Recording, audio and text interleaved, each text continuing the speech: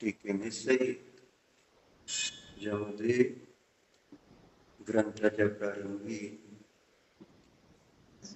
इष्ट देवाला नमस्कार करत असताना पद्मप्रभुमधारी देवांनी 7 श्लोकांच्या द्वारे मंगलाचरण केलेलं आहे.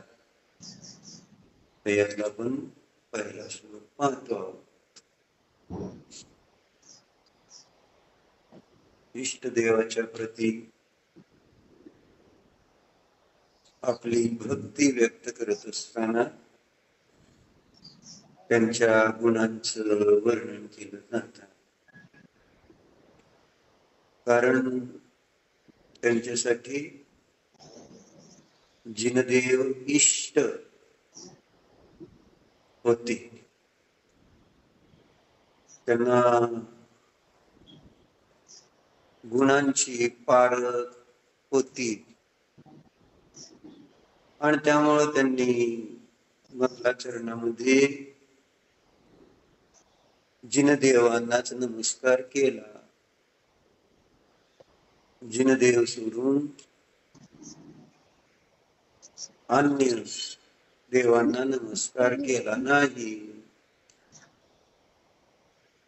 कारण इष्ट काय त्यांना, पद्मप्रभुमधारी देवांना इष्ट काय, आम्हाला इष्ट काय. इष्ट म्हणजे ब्रेड मध्ये टाकायचं नव्हे. इष्ट म्हणजे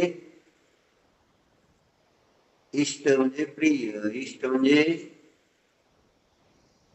काय करते आता ते घरी चालले का कुठे चालले. इष्ट म्हणजे असं ऐक म्हटलं जिथे चालू आहे. इच्छित तिथे बस सावलीत ज्याची इच्छा आहे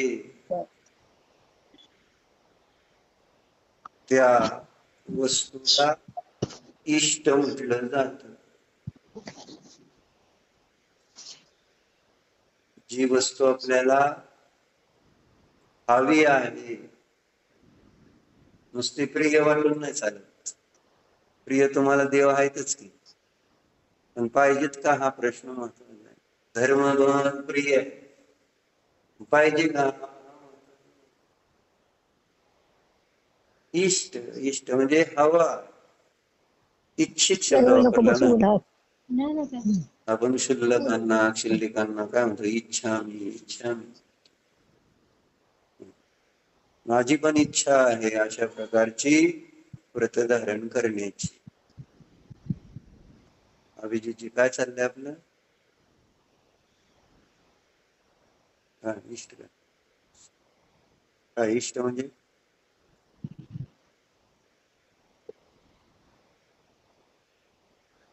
अनिष्ट आहे ना, हेच अर्थ सिद्ध. काय आपल्याला इष्ट सुद्धा विचारात घेत सांगतोय काय, त्याचं ध्यान आहे का. सगळं ध्यान संसार शरीर संयोग भोग जे केवळ त्रास देणारे त्या झाडावर लटकलेल्या भुंगा माणसाला जसे ते मधमाशा चावते तसलेच लोक आहेत.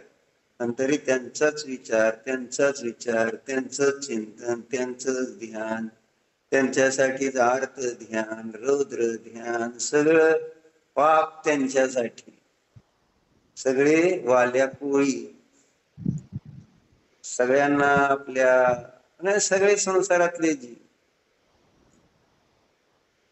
संयोग ज्यांचा प्राप्त झाला, बस त्यांच्यासाठी मरायचं, जगायचं, पैसे मिळवायचे, सगळा विचार, आचार, मन, वचन, काय, धन धन सगळं त्यांच्यासाठी समान.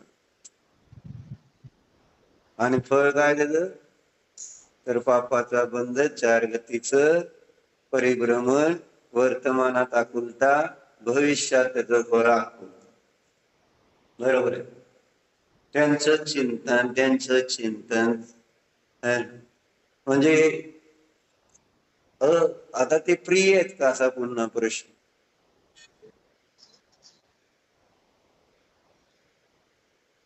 दुःख देणारे प्रिय असतील पण इष्ट आहेत, जरी दुःख दिलं तरी इष्ट आहेत. म्हणून प्रिय हा महत्वादर्शन आहे, अप्रिय हा महत्वादर्शन आहे. इष्ट आहे का?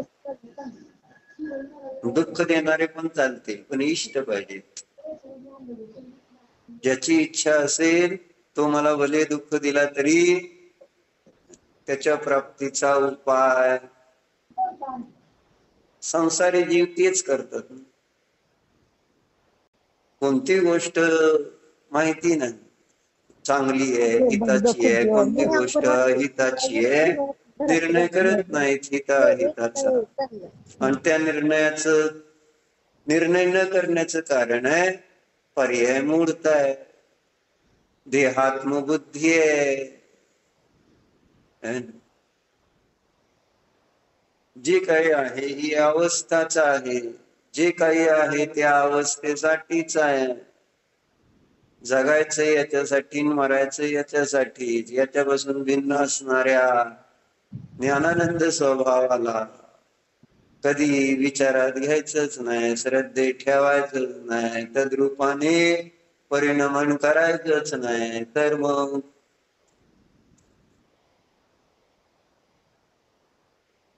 आपल्याला तो इष्ट वाटणार कसा, आपल्यासाठी तो इष्ट होणार कसा?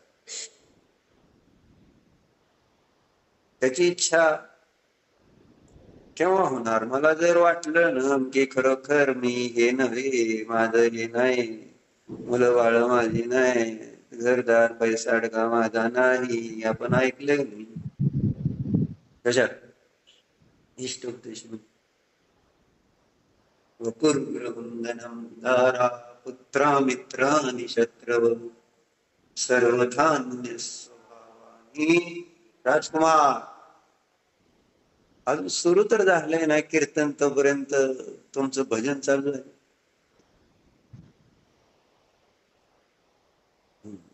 सर्वधान्य स्वभावानी मूढा स्वानी प्रपद्यते, असं म्हटलंय.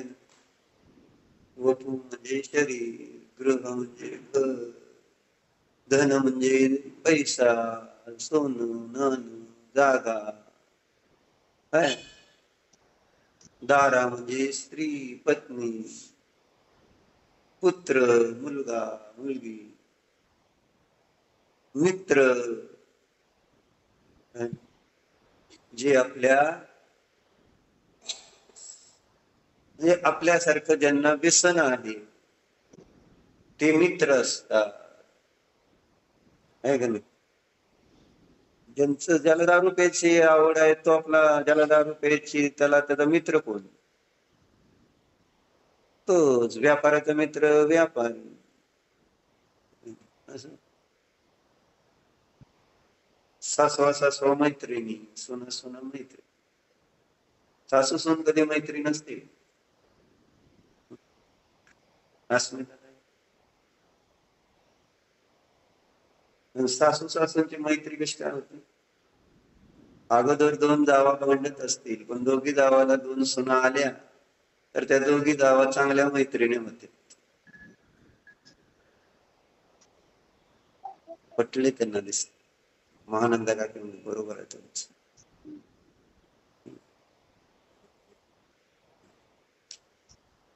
मित्र समान व्यसन असणारे मित्र आणि या पर्यायासाठी प्रतिकूल असणारे शत्रू माझ्या इंद्रिय विषय भोगामध्ये, इंद्रिय विषय भोग रूप इंद्रिय जनित आनंदामध्ये जे जे बाधा आणतील, मनोजनित आनंदामध्ये जे जे बाधा आणतील ते माझे शत्रू आहेत. मग ते कोणी असू शकतात, अगदी देव गुरु धर्म सुद्धा असतं का नाही. शत्रू वैभव असतं का नाही. देवगुरु धर्म पण शत्रू होतो नाही.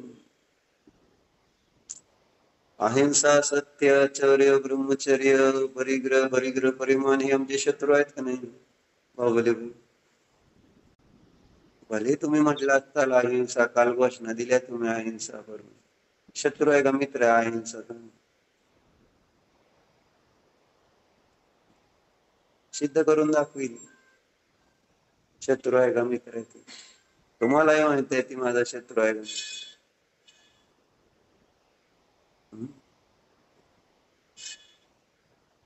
परिग्रह शत्रू आहे का मित्र आहे. आणि अपरिग्रह मग आता म्हटला नाही मित्रच आहे म्हणून, मित्र पाहिजे म्हणते म्हणजे नाही आहे. हे तुम्हीच सांगितलं ना, मित्र पाहिजे परंतु तो मित्र माझा नाही. मग दुसरं ऑप्शन काय. एक दोन ऑप्शन्स आहेत दुसरे. त्याच्यामध्ये एक असतं उपेक्षा समभाव आणि दुसरा असतो मित्र नाही तर शत्रू आहे ना. असे दोन ऑप्शन. उपेक्षा तर राहणार नाही, स्वभावात राहिली तर उपेक्षा आहे. स्वभावात राहतो तर न्यायच राहतो, जाणतो.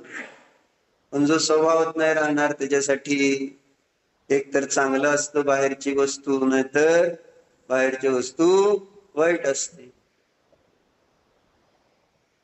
आपल्यासारखं वचन, आपल्यासारखं सगळं पाहिजे अगदी बरोबर आहे.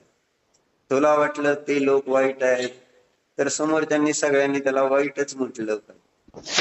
तुला वाटलं हे लोक चांगले आहेत तर सगळ्या समोरच्यांनी पण त्यांना चांगलंच म्हटलं का. असं होतंय. गणितच असते. आपल्या विचारानुसार सगळ्याला वाटायला पाहिजे. माझी पण तीच भावना. पण तुमचा विषय वेगळा, माझा विषय वेगळा. बरोबर. मला काय आवडतंय आणि तुम्हाला काय आवडतं,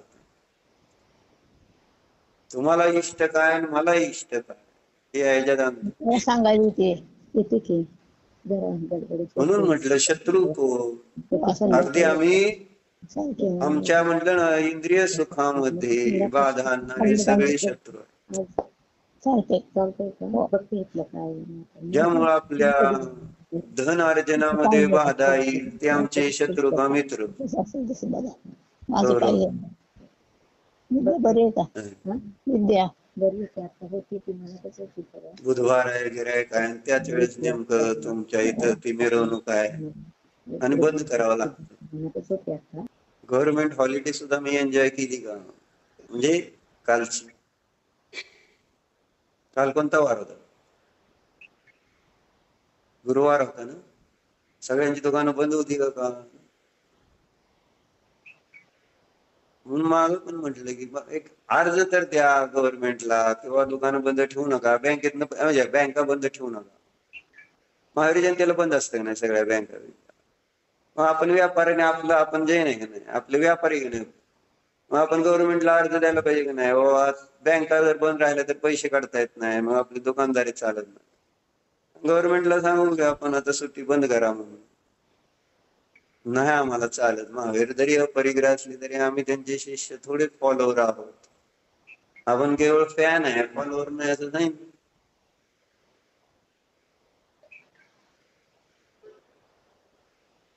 महावीरांनी जे केलं ते आपल्याला करायचंय का नुसतं कौतुक करायचंय. महावीरांचा जे जे कार करायचंय 1 2 3 4 महावीरांचा जय जय. छान. बर का? कशासाठी महाराजांचं त्यांनी आपल्याला जे आवडत नाही ते सगळं केलं आणि तुम्ही जय जयकार का मोकळ्यात करता हेच कळत नाही. आणि आपल्याला आवडण्यासारखी कोणती गोष्ट केली महावीरांनी सांग. महावीरांनी जन्म घेतल्यामुळे तर प्रॉब्लेम झाला आपल्याला सगळा. आपल्याला काहीच नीट करता येईना. म्हणजे जसे पाश्चात्य देशातले लोक आनंद घेत आहेत सगळ्या भोगांचा, इंद्रिय जनित आनंदाचा, तसं आपल्याला घेता येते सांग. आणि घ्यायचा नसतो का आपल्याला? जर मला माहितीच नाही मी शरीर नाही तर मला त्याचा आनंद का नाही घ्यायचा? त्याच्याच आश्रयाने मला जर आनंद प्रतीतेला येत असेल तर मग त्याचा आनंद का नको वाटणार मला?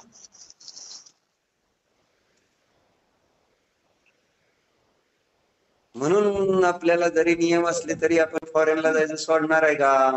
नियम पाळायचे पण फॉरेनला जायचे म्हणजे किती त्याच्यातली विरुद्धता आहे ना. असू द्या कसं तरी करतो पण आत्मनात भाव काय? नियम नसता तर ही मजा केली असती, ती मजा केली असती, असं खाल्लं असतं, तसं केलं असतं, तसं केलं असतं, तसं काय नाही.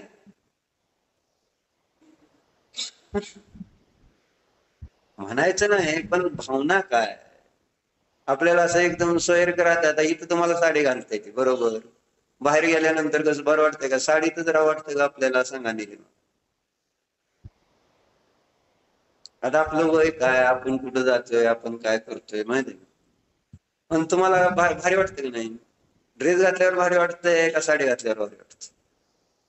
एक प्रश्न आहे. तुम्ही घातलं का नाही मला माहित नाही, माहितीये मला पण जाऊ दे. मी येतो गुण असल्यामुळे माहिती होतं सगळं.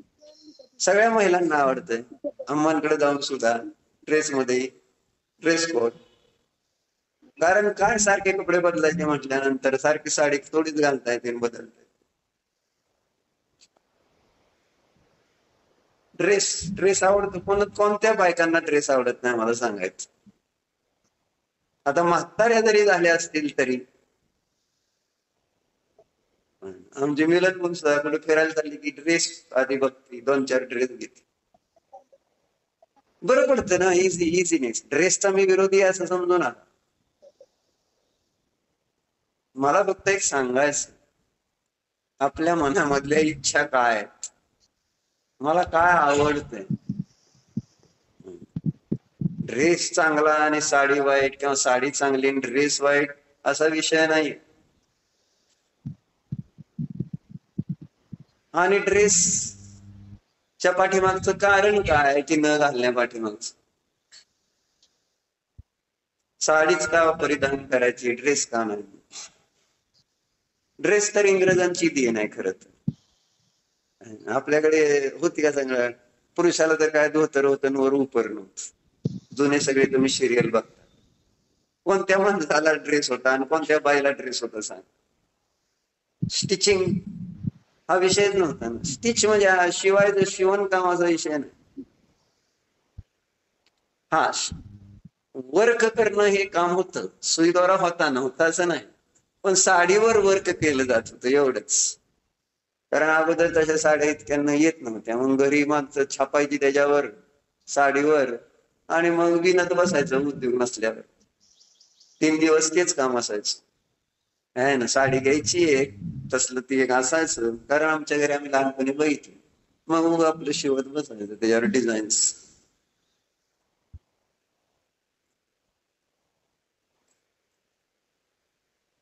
चर्चा कशासाठी चालली? शत्रू कोण मित्र कोण नाही का? आपल्या शत्रूसाठी चाललेली ना चर्चा. उपरुब्रह्मणम दारा पुत्रा मित्र आणि शत्रू. शत्रू पण म्हटले. शत्रू कुणाला म्हणायचं हे कळलं पाहिजे का नको? माझा शत्रू को माझ्या अतिंद्रिय आनंदामध्ये, माझ्या धर्मामध्ये, माझ्या शांतीमध्ये जो बाधा आणतो तो माझा शत्रू मला कधी केव्हा वाटतो. सुरेश काका बरोबर आहे. आपल्या आनंदामध्ये, आत्मिक आनंदामध्ये जो बाधा आणतो तो आम्हाला आमचा शत्रू वाटतो का? आपल्या शांतीमध्ये जे बाधा आणते ते आम्हाला आमचे शत्रू भासित होतेत का? खरी शांती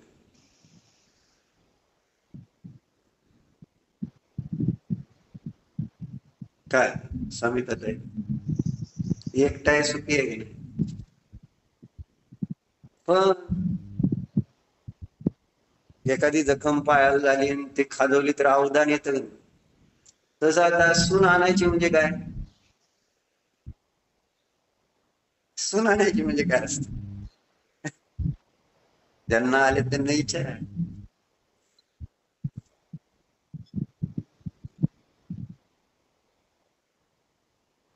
कसं असतं? तुम्ही शत्रू आणता का मित्र आणता? आणि किती उत्साहपूर्वक त्यांना सोनं नाणं घालून घेऊन येतात. अजून सुनांना घरात कसं घेऊन येतात? उत्सव मूर्ती म्हणून आणलेली असे उत्सव मूर्ती म्हणजे तुम्हाला जसं पंचम कल्याणक मध्ये वगैरे असतं ना, उत्सव मूर्ती म्हटली जाते त्याला. ज्याची प्रतिष्ठा केली जाते ना ती उत्सव मूर्ती आहे. मग घरात येणारे सून उत्सव मूर्ती असते का नाही आपल्यासाठी? एकदम वाजत गाजत. आणि परत एकदा देव मंदिरात ठेवल्यानंतर काय विषय ते मन सून घरात आल्यावर मग काय करतोय आपल्याला कळायला तर पाहिजे का नाही? काय चाललंय? खरोखर माझे शत्रू कोण आहे? समय इथं पुढं कोण बसणार आहे बेटा? ये पुढं बस, या पुढं. मुनीश आहे की तुम्हाला इथं बसवलं, ये इथे ये. बघितलं का? पुढं बसणं म्हणजे त्याला भीती वाटते. म्हणजे पुढं बसणं ही शत्रुत आहे, मागं बसणं ही मित्रत आहे. आलं का लक्षात? दुकानात पण असं माग माग माग बसतो. गिरायक आल्यानंतर लांब लांब थांबायचं गिरायका बसतो. समय गिरायकाच्या जवळ जायचं नाही, लांब जावं, तुम्ही पुढे जावा, तुम्ही पुढे जावं. सगळ्या गिरायकाड्यांना आहे ना त्यांना पुढे ढकलत जावं. मला भीती वाटते त्या गिरायकाची. विचारत मी तस तिथं तर आपण बाकी सगळे मागवा, तुम्ही चाला बाजूला, मी आहे ना. काय होय भाऊ, सगळे बार सारे मी करतोय की, मी बघतोय, मला जमतंय की. आणि तुला नाही जमलं तर राजकुमार येतोय पुढे लढायला, मी बघतोय भाऊ, तू शांत राहा. आणि तुम्हाला दोघांना नाही जमलं तर परत आहेच अभिषेक. तुम्ही दोघं दादा काका बसा की जरा, मी बघतोय की काय करायचं. काय बाबू तुम्ही सगळे मागं बा, मी आहे एकटाच लढायला गंभीर आहे संसारात.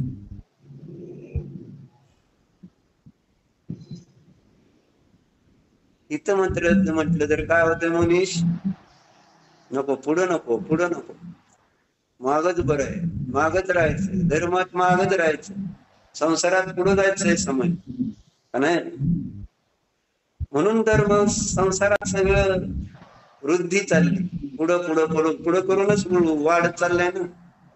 मागे राहून संसार वाढला असता का? पुढं पुढं करायचं सगळे आणि वाढवायचं. आणि ज्या संसाराला आपण बघतोय कसा आहे संसार, आणि संसाराची अनुभूती केव्हा घेणार आपण? संसाराच्या दुःखाची प्रतीती केव्हा करणार आपण? आणि दॅट्स रिअल. आणि ती कल्पना आहे काय दुःख आहे ते संसारातलं आपण जे दुःख भोगतो ते खोटं खोटं असतं का? लिंबू टिंबू भातुकलीच्या खेळासारखं असतं का ते संसारातलं दुःख?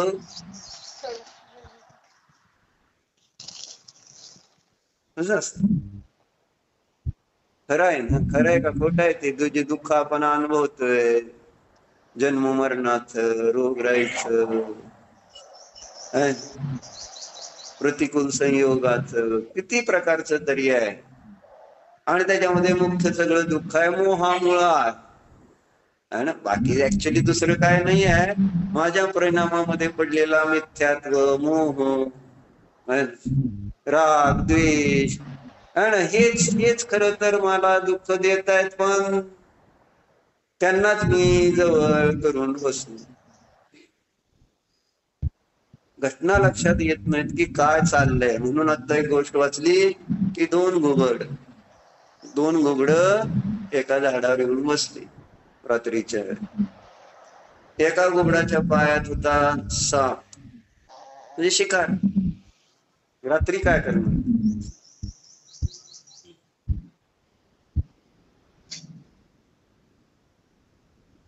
एका घुबडाच्या पायात होता धरलेला साप, जिवंत होता. आणि एका घुबडाच्या पायात होता उंदीर, ते पण जिवंत होता. दोघही जिवंत. पण दोघही काय होते, ग्रास होते काळाचे, घुबडांचे. दोघही घुबडांच्या द्वारे शिकार म्हणूनच पकडले गेले होते. ते त्यांना खाण्यासाठीच पकडलं होतं ना त्या दोघांनी, का टाइमपास म्हणून पकडले. कळतंय ना तुम्हाला काय सांगायचं ते. दोन्ही घुबडांनी त्या दोन प्राण्यांना पकडलेलं आहे. दोघं जिवंत आहे, दोघं मरणार. मग ज्या घुबडाच्या पायात साप होता त्या सापाचं लक्ष दुसऱ्या घुबडाच्या पायात असलेल्या उंदराकडे गेलं. साप खुश, मला आता उंदीर मिळणार. काय म्हणणं आहे तुमचं. सापाला आनंद झाला. कशाला पाहून, उंदराला पाहून. उंदीर मात्र घाबरला आहे ना. साप मला खाईल काय. काय होतंय राजकुमार. हा,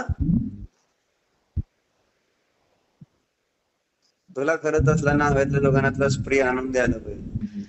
2-2 मिनिटांना आहे आपलं महाराजाच्या चेहऱ्यावर. महान महा आहेत ना तुझे. तेवढं तर काम तर केलं का महानच. 2-2 मिनिटाला आपलं स्प्रे मारायचा म्हणजे बरोबरच होतंय का. हा, काय झालं.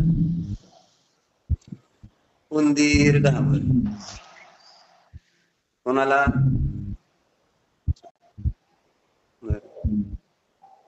साप खुश झाला का उंदीर. मग मला सांग,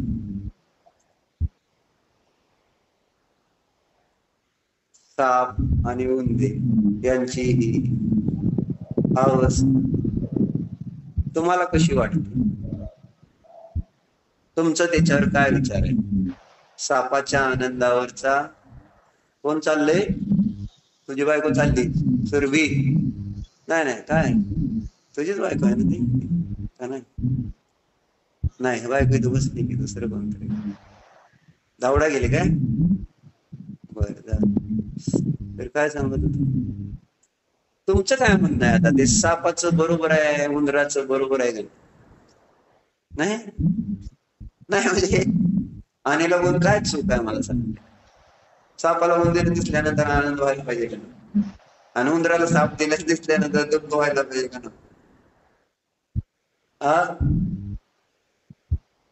कोण होय का. बरोबर आहे. मी विसरलो घुबडाच्या पायात. ते दोघं विसरले ना. पण ते दोघं काय विसरले की आपल्याला ऑलरेडी मृत्यूने पकडलेलंच. हे तुम्हाला कळलंय का नाही. सगळ्यात कळलं नाही. त्या दोघाला आहे ना.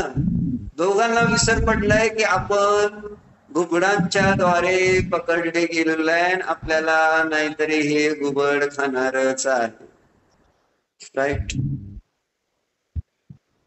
परंतु ही परिस्थिती समोर असताना सुद्धा ते समोर दिसलं आणि ते दोघ जण विचार काय करतात.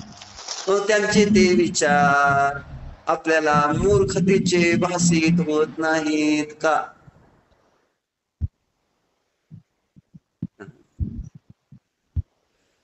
हे काय आतलं हे काय चमत्कार असं वाटतंय ना, असं कसं होऊ शकतंय,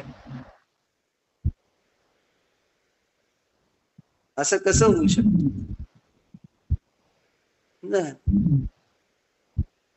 म्हणून त्या एका घुबडाने दुसऱ्या घुबडाला ते प्रश्न विचारलाच, म्हणले हे कसं काय असं झालंय, तुम्हाला वाचून जातो. म्हणले आपण तर ह्या दोघांना पकडले आणि ह्या दोघाला काय टेन्शन नाही, काय ती उगाच खुश होतोय, हा ती उगाच दुःखी होतोय काय. म्हणून एक उल्लू ने दूसरे उल्लू से पूछा कि भाई इसका कुछ राज है. दूसरे ने कहा बिल्कुल समझ में आए. पहली बात तो यह है कि जीभ की इच्छा इतनी प्रबल है कि सामने मृत्यु खड़ी हो तो भी दिखाई नहीं पड़ती. रसना इंद्रिय वशंगत, मरण आलं तरी इतकी प्रबळ त्या इंद्रिय विषय भोगाची इच्छा. 5 इंद्रिय विषय भोगाच्या नादी लागलेली जीव अशा प्रकारे पराधीन आणि मृत्यूला प्राप्त होतात. मृत्यूच की एक हत्ती सोडला तर बाकी, हत्ती काय परतंत्रता काय आणि मृत्यू काय, त्या दोन्ही अंतर नसतं.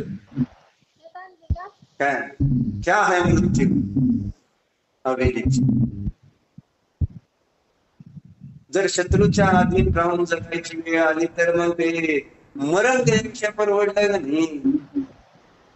अत्याचार करणारा, अनाचार करणारा जर शत्रू असेल आणि त्याच्या अधीन राहून जगणं महत्वाचं, जगणं चांगलं का मरणं चांगलं, काय चांगलं, क्या है मृत्यू, दुसरे के अधीन रहना यही है मृत्यू असं शास्त्र सांगतं. म्हणून 5 इंद्रियाच्या अधीन झालेले 4 प्राणी तर मेलेच आहे ना. रसना इंद्रियाच्या अधीन झालेला मासा पाण्यातनं बाहेर काढून मिळाला, घ्राण इंद्रियाच्या अधीन झालेला मुंगा कमळात अडकून मिळाला, चक्षुरेंद्रियाच्या अधीन झालेला जो आहे ना पतंग, काय म्हणत त्याला, किडे लाईट वर उठणारे दिव्यावर आहे ना मेले. आणि कर्मेंद्रियाच्या अधीन झालेलं हरिण ते पण शिकाऱ्याद्वारे मारलं गेलं. आणि हत्ती स्पर्शेंद्रियाच्या अधीन होऊन आजीवन कारावासामध्ये, अनंत बलशाली हत्ती, सगळ्यात बलशाली हत्ती. आणि त्याला किती अपमान वाटत होते, एवढी माझी ताकद आहे आणि मी त्याच्या अधीन राहतोय, किती त्रास होतो सांग. ज्या नवऱ्यांना बायकाच्या अधीन राहावं लागत असेल त्यांना किती त्रास होतो बाहुबली सांगा. हा त्रास कशाचा आहे ती मला सांग प्रकाश करतो, काय असतो का नाही तो त्रास, हा हा असतो म्हणते. असं काय बघायचं एकदम मार्क्या मशीवानी, म्हणजे आहे ते त्यांनी सांगितलं आहे तर आहे. मग कशाचा त्रास असतो वैभव, अहम दुखावला, एवढा मी ताकदवाला, एवढा मी पुरुष, पण काय नाही. अंकुश डॉक्टर टिकला हत्तीच्या गपशी, काय होत ऐकावं लागतंय ना वैभव राजकुमार, बरोबर आहे का सौरभ, हा बायकोच ऐकावं लागतं का नाही. तुझी ताकद जास्त आहे का बायकोची, बायकोची. उदाहरण चाललंय, हत्तीला कशाचं दुःख आहे हे मला सांगायचं. आणि मस्त शक्ती आहे पण काय ममताच्या अधीन राहा. आणि भावपावन मध्ये तशी उलटी गाथा घेतली ना. इथं त्यांनी सांगितलं ज्ञानरूपी अंकुशाच्या द्वारे या मनमत्त हत्तीला वश करावं. काय अंकुश ज्ञानाच, आणि त्याद्वारे कोणाला वश करायचंय तर या 5 इंद्रियाच्या विषयामध्ये मनमत्त असलेलं जे मन मोह आदी आहे आणि त्याला तुम्ही वश ज्ञानात. मग बाहुबली बाई सांग, त्रास कशाचा हत्तीला, दुःख कशाच आहे?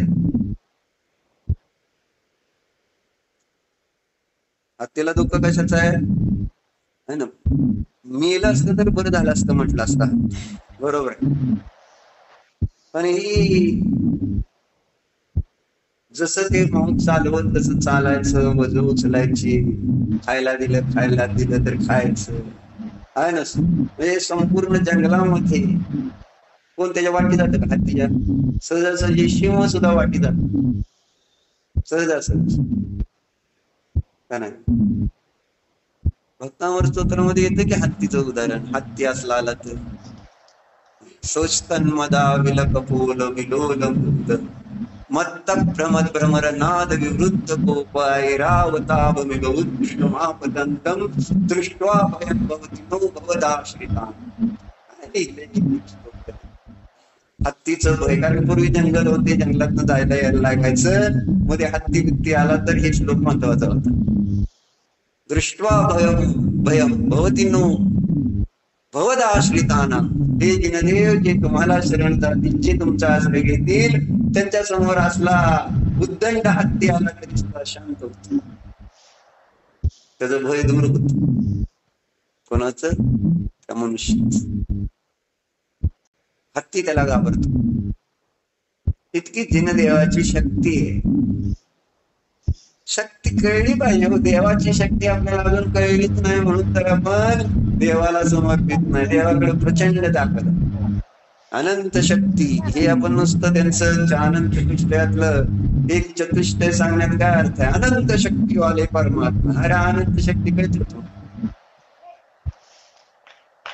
म्हणून त्यांना लिहावं लागलं. म्हणजे हे आमच्यासाठी लिहिलेत शेवटचे श्लोक. परत सिंह आला तर घाबरा, तुमचा आश्रय घेतला तर मग त्या सिंह काय करत नाही, साप आला तर साप काय करत नाही, आणि शत्रू आला तर शत्रूवर पण विजय मिळवला जातो. त्या समुद्रामध्ये जरी नाव असली तरी निघून जाते, जंगलात आग लागलेली असतील त्याच्यात सुद्धा ते, आणि त्याच्यात सुखरूप बाहेर पडतो. जलोदर झाला तरी त्याच्यातनं बाहेर पडतो, बेड्याने बांधला असला तरी सुद्धा त्याच्यातून सुटतो. हे सगळं कशासाठी सांगितलं? आमच्यासाठी सांगितलं हो. आम्हाला कळलं पाहिजे की भगवंताची ताकद किती आहे. त्या ताकदीचा विश्वास जर नाही मला आला तर त्या भगवंतांच्या प्रती मी समर्पित होणार कसं, असं मला म्हणायचं. श्रद्धा. यस, तुम्ही अनंत बलशाली आहात. तुमच्या आश्रयाने कोणतीही गोष्ट शक्य. अशक्य काय सांगा त्यांच्या आश्रयाने? कोणतं साध्य होईल. जो भगवंतांचा आश्रय घेईल त्यासाठी सगळं काही सिद्ध होऊ शकत. 64 वृत्ती कशाच्या आश्रयाने? कशाच्या आश्रयाने? हा, तीर्थंकर नाम प्रकृती कोणाच्या आश्रयाने? चक्रवर्ती पद कशाच्या आश्रयाने? बलदेव होतोय, नारायण होतोय, कशाच्या आश्रयाने? हा, तुम्हाला काय वाटत? तुम्हाला कळतं का नाही कोणाच? तुम्ही असं काम करताय, दुसरं काय माझंच सगळं आहे, मीच करतोय, माझ्यामुळेच आहे. अध्यात्म भाषा बरोबर आहे, पण अध्यात्म तुम्हाला कळलं तर पाहिजे का नको? जे काय आहे ते देवाचं गुणगान केल्यामुळं, देवाचं नाव घेतल्यामुळं, देवाला शरण गेल्यामुळं आज ही सगळी चांगली स्थिती. देव महान आहे. चर्चा ती नाही. आपली चर्चा कशासाठी चालली? हत्ती, अंकुश. हत्तीला किती दुःख आहे मला. बलशाली असताना हत्ती सुद्धा पराच्या अधीन राहावं लागतं.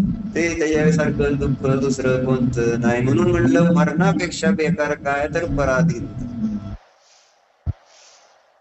आणि ती मला जाणवत नाही जेव्हा दुकानात जातो की मी पराधीन का. मी जेव्हा इंद्रिय विषय भोगतो तेव्हा मी पराधीन झालेलं आहे, मला जाणवतच येत नाही. मग मी त्याच्यातून मुक्त होण्यासाठी मरण पण का स्वीकारणार? त्याच्यासाठी मरायला स्वीकार आहे. कोणासाठी? विषय भोगासाठी. पण विषय भोगामुळे त्रस्त होऊन मरायला तयार नाही. मी काय आणि मी यांच्या अधीन, तू माझ्या जिंदगीवर, असं नको. याला काय जीवन म्हणायचं, त्याला काय जगणं म्हणायचं, ज्याच्यात मला काय माझ्या मर्जीप्रमाणे करताच येत नाही. शरीर म्हटलं उठायचं, बस म्हटलं बसायचं, झोप म्हटलं झोपायचं, खा म्हटलं खायचं, पी म्हटलं प्यायचं, हे नॉनसेन्स त्याला म्हणते. आणि कळलं पाहिजे ना, सेन्स असली पाहिजे ना एवढं की दिस इज नॉनसेन्स. सेन्स नसणाऱ्याने काय करणार?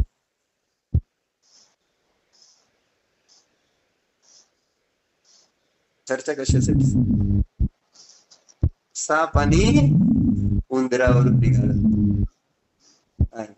आले शीतल का गाल, त्यांना फार आवडतो जर म्हटलं ना. पण मर्जी कोणाचीच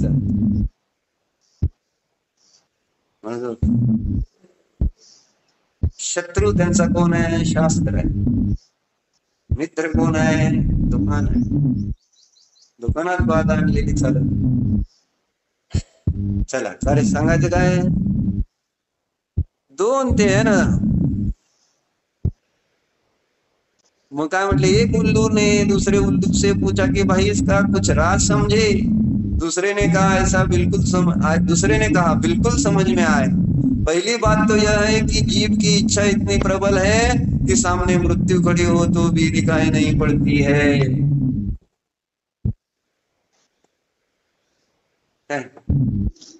नाहीतरी व्यवहारात आपण ते म्हणतोय ना, कशासाठी?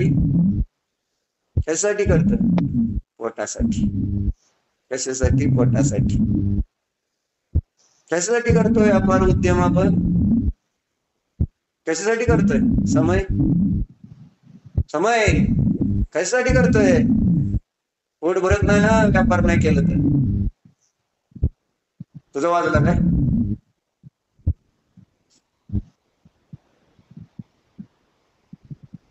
काय अभिषेक? कशासाठी चाललंय दुकानदारी? पैसा मिळवायचं. पैसे मिळवण्यावर पोट भरतं का नाही? पैसे मिळवणारं पोट कधीच भरत नाही. कारण मी बघतो ना, पोट भरायचं कारण ती समोर आहे ते एक लक्षच नसतं. ते काय खाल्लंय काय नाही काय नाही. आणि पैशाने कधी कोणाचं पोट भरलंय का? पैसे पोट भरण्याचं साधन आहे का? भ्रम झालाय. पैसे आले म्हणजे मग आपल्याला खायला दिलं. सगळ्यांना म्हणलं दाणे दाणे पर लिखाय खाने वाले का नाम. ती रेंज का तिथलं ते जीवांना मिळत नाही. पैसे आहेत का त्यांच्याकडे खायला? पण त्यांचं पोट भरत का नाही? ती रेंज का तिथल्या जीवांचं. अरे आपण कर्म घेऊन आलेलोच असतो. आपलं पोट भरण्यात दाणे दाणे पर लिखाय खाने वाले का नामचा अर्थ काय होतो? कर्म जर घेऊन आला असला तर तुम्हाला ते खायला मिळणारच आहे. नाही घेऊन आला तर खायला समोर असलं तरी खाता येणार. परिस्थिती अशी.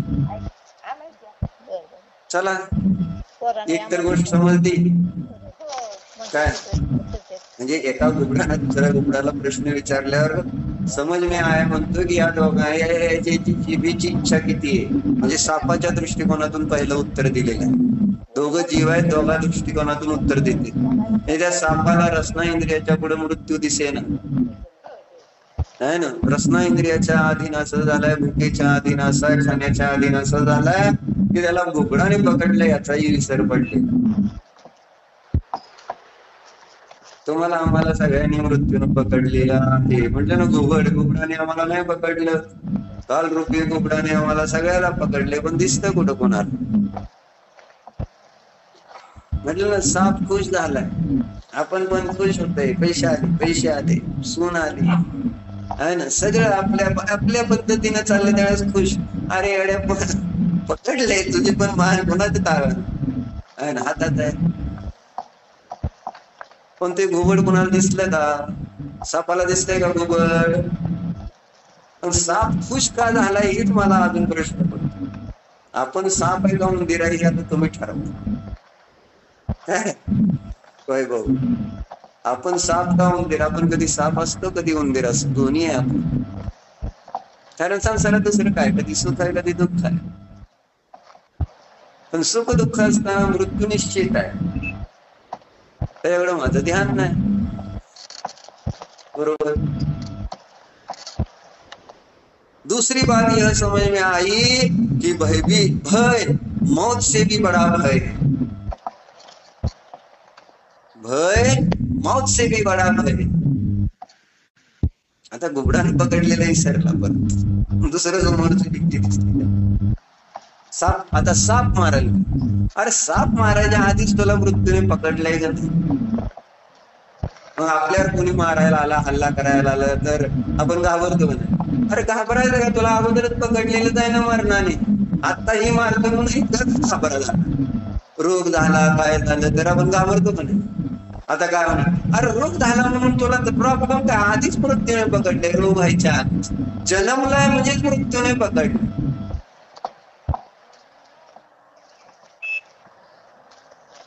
कोणी पकडलंय? जन्मानेच मृत्यूला पकडलेलं असतं. पण हे जन्म मृत्यूला पकडलेलं आहे आपल्याला लक्षात येत नाही ना. जन्म म्हणजे जीवन, त्याला आपण मरण तरी बघितलंच नाही. जेव्हा की आत्मनुशासन काढायला बघा, त्याच्यात एक श्लोक येतो, तिथं त्यांनी स्पष्ट केलेलं जन्म म्हणजे मृत्यू. मृत्यूचं दुसरं नाव जन्म आहे, कारण जन्मणाराच मरणार असतो. मरणारा जन्मेल असं नाही, पण जन्माला आलेला मरणार. पण आपण त्या मृत्यूला बघत नाही. आपल्याकडे मृत्यू कोणता दिसतोय? शरीरात रोग झाला तर मृत्यू वाटते, कोणा शत्रू आपल्या समोर आला मृत्यू भीती वाटते, भूकंप झाला भीती वाटते, काय प्रलय झाला, अमुक अमुक झालं तर या बाहेरच्या गोष्टी ज्यावेळेस समोर येतात त्यावेळेस आपण घाबरतोय. आता कसं कोणी आपले पैसे बुडवले तर घाबरतोय, एखादं काम राहिलं तर भीती वाटते, एखादं आपल्या घरात काय प्रतिकूल झालं तर भीती वाटते. अरे पकडले, तुला कळतं का? त्या उंदराला कळायला पाहिजे का नको मला मृत्यूने आजच पकडल्या? त्या सापाला घाबरण्यात काय अर्थ आहे?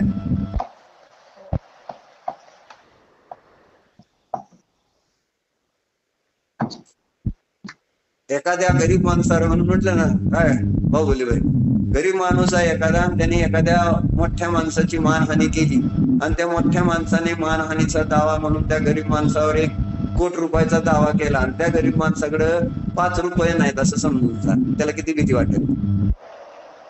माझ्याकडे काय नाहीच, कोर्टात केस होते काय बी होते, मला शेवटी जेलमध्ये जाऊन बसायला लागलं एवढंच. म्हणजे माझ्याकडे जर ते 1 कोटी देण्यासारखे पैसेच नाही आहेत, मी काहीतरी केलं तर मला पैसे द्यायचा विषय येत नाही, तर मग मी घाबरायचं काय? बरोबर आहे. ज्याच्याकडे नाही आहेच काय, मग ज्याला कळलं की मला मृत्यूने पकडलं, मग समोरचे छोटे छोटे प्रसंग आणि प्रतिकूलतेचे प्रसंग त्याला घाबरायला पाहिजे का? अंगात आहे. पण आपण किती घाबरत असतो कोणत्या उंदरासारखं आपलं काम असतं नसतं. तरी आपलं शांततेने काय नाही, काय होणार, जर थोडस तरी काय झालं तर काय असं वाटतं आता काय होणार अभिजितची, चला डॉक्टरकडे जावा, गोळी घ्या, औषध घ्या, अमुक करा तमुक करा, पण वाचलं पाहिजे, या शरीरात जिवंत राहिलंच पाहिजे. किती आवडल्यानं शरीरात जिवंत राहत नसतंय. तेव्हा थोडस काही गोष्टी सहन करून, काही गोष्टी रोज नित्य नियमित एक्सरसाइज करून आणि काही अध्यात्म चिंतन धर्म सगळ्या गोष्टी आहेत त्याचा आश्रय. पण डॉक्टर वाचवा सगळेजण मला वाचवा म्हणून कळते. अरे वाचवा काय, तू आधीच उंदराला घुबडाने पकडले का नाही? उंदराला घुबडाने पकडले हो. तुम्हाला हे कसं दिसणार आणि कसं बघणार तुम्ही बघा. आता तुम्ही घरी जाऊन एक त्याचं चित्र तयार करा असं माझं म्हणणं. साप आणि उंदीर 2 घुबडाने पकडलेले आणि समोर रोज बघत जावं, तुम्हाला दुःख आणि सुखाच्या प्रसंगामध्ये लक्षात येईल काय नाही मी तर एक दिवस जाणार आहे, ह्याच्यात काय सुखी दुःखी होण्यासारखं काय नाही. सापासारखं क्षणिक अनुकूलता कर्माचा क्षणिक शुभ उदय असा त्याचा आला म्हणून हुरळून जायचं कारण नाही, आणि पापाचा उदय आला म्हणून टेन्शन घ्यायचं काम का बरोबर आहे. उदाहरण कसं आहे, चिंतन करण्यासारखं नाही. जेव्हा हे शरीर धारण केलेलं आहे तर मोनीश मरणारच का? वाटतंय का तसं? कधी मरणार आहे? आज का उद्या? तुम्ही मी आल्यानंतर असं त्याला म्हणायचं, आधी तुम्ही तर मरा, बघतो नंतर मरायचं का नाही मी. म्हणजे तुमची समज आहे आम्ही लहान आहे, आम्ही आत्ता नाही, आम्ही नंतर मरणार. बरोबर आहे का? तुम्ही नंतर मरणार आणि सगळं का डॉक्टर आम्ही तुमच्या नंतर म्हणा, तुमचा तर वय झालंय, आम्ही अजून बरं आहे की आमचं. हा 55-60 नंतर हा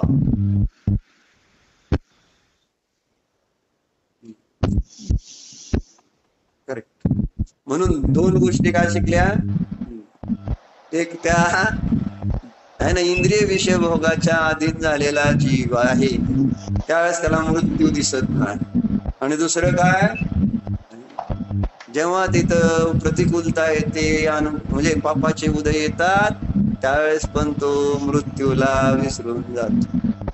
मृत्यूपेक्षा भय मोठा है ऐसे सांग. दूसरी बात यह समझ में आई कि भय मौत से भी बड़ा भय है. मौत सामने खड़ी है, उससे यह भयभीत नहीं है चूहा, लेकिन भय से भयभीत है कि कहीं सांप हमला ना कर दे. हम भी मौत से भयभीत नहीं है, भय से ज्यादा भयभीत है. ऐसी जीवा का स्वाद इतना प्रगाढ़ है कि मौत 24 घंटे खड़ी है फिर भी हमें दिखाई नहीं पड़ती है, और हम अंधे होकर कुछ भी डकारते रहते हैं. ठीक है, कशासाठी वाचतो, विषय काय चालतो, इष्ट है ना. इष्ट काय मला याच्यात निघाला तर इष्ट शत्रू, पुत्र, मित्र, शरीर, स्त्री, हे सगळे कसे आहेत, कसे म्हणजे याच्यासाठी काय कोणाची साक्ष लागायची गरज नाही, इंद्रिय प्रत्यक्ष आहे. भले शास्त्रात पण लिहिलंय, देवाने सांगितलंय, युक्तीने पण सिद्ध होईल, पण इंद्रियाने प्रत्यक्ष आहे ना हे सगळे भिन्न आहेत म्हणून. कारण हे सगळे सुटून जातात ना, शरीर आपण आपला जीव या शरीरातनं निघून जातो, सगळं इथं राहतंय ना, दुसऱ्याचा गेलेला त्याच्यावरून आपल्याला कळतंय ना की गेले तर त्यांचं काय राहिलं नाही. आपली मान्यता कधी सुटणार की हे मी नाही, ही मूर्ता कधी सुटणार, आणि ही मूर्ता सुटली तरच माझी भक्ती होणार आहे, मला देव आवडणारा, देवाची माझ्याकडून स्तुती, इष्ट देवाची स्तुती होणार आहे. इष्ट देव मला इष्ट असतील तेव्हा मला संसार इष्ट नसेल. म्हणून इथं पद्मप्रभू मुलधारी देवांना इष्ट कोण होते, चित भव, त्यांनी भवावर विजय मिळवलेला असे जिनदेव त्यांना इष्ट होत, कारण त्यांना ती इच्छा आणि माझी इच्छा. म्हणून आपल्या मनामध्ये पण ती इच्छा बुद्धिपूर्वक उत्पन्न करायची की मला पण जिनेंद्र देवासारखंच जित भव बनायचंच.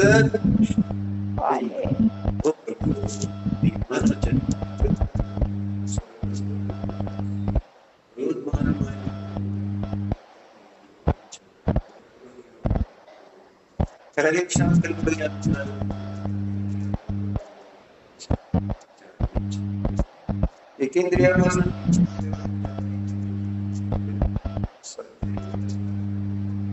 सर्व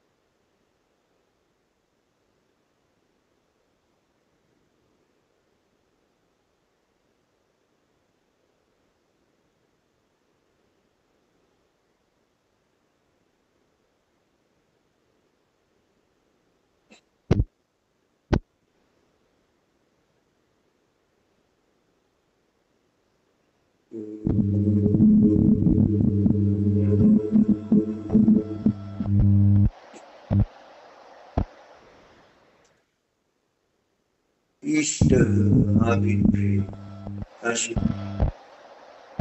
निज आत्म्याला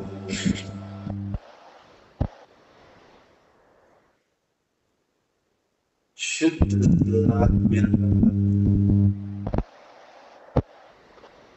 निर्भय आत्म्याला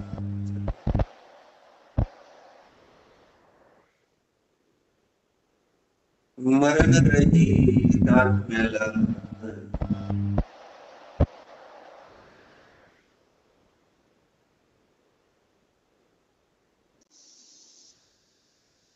इंद्रियांच्या अतीत असणाऱ्या जीव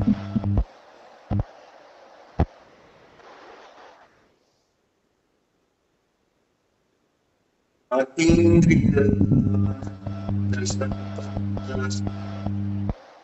आम्ही शुद्ध जीव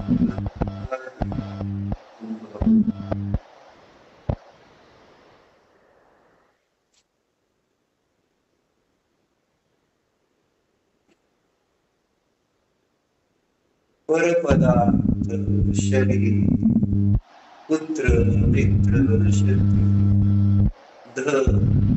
हे सर्व अन्य म्हणून ते माझ्यापासून अत्यंत